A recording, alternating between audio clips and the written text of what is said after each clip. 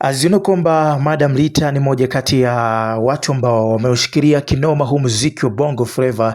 Wanajua namna gani ambavyo wanatakiwa kuweza kuendesha kwa namna moja au nyingine katika kukua kwa huu muziki. Sasa katika mahojiano ambayo ameyafanya Madam Rita wakati akifanya media tour pale nchini Kenya kwenye moja ya radio ambayo tunafahamu kanaitwa 47 Radio. Iko kati ya radio ambayo ikiwa inafanya vizuri sana kipande kile pale cha Kenya. Sasa Madam Rita ameonekana kumwagia sifa nyingi sana msanii Diamond Platnumz, na anamtaja kama msanii ambaye atazidi kufanikiwa zaidi kwenye muziki wake kutokana na the way ambavyo ana drive maisha yake, the way ambavyo ameamua kuishi. Ni tofauti sana wasanii wengine wa Bongo, nidhamu iko juu sana, the way ambavyo anakuwa na perform muziki wake inaonekana kabisa jamaa atafika mbali sana. Sasa Madam Rita amezungumza haya wakati alipoenda kuitambulisha show ya BSS ambayo imekuwa ikifanya vizuri kwa miaka yote.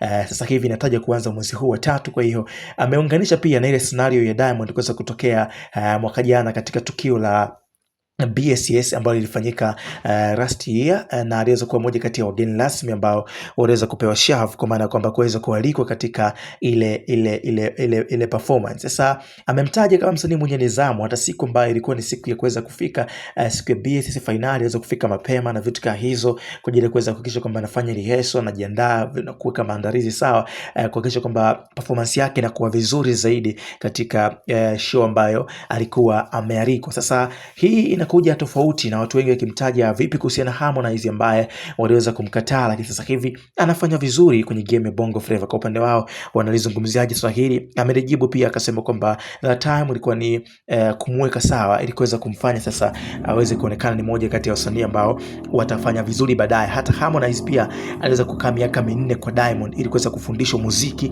na kuweza kunyoka. Hapo chini kuna neno subscribe, riguse sasa ili tuweze kujoin kwa pamoja na kuweza kupeana zote info za kiburudani. Hii ni Chris Media 24.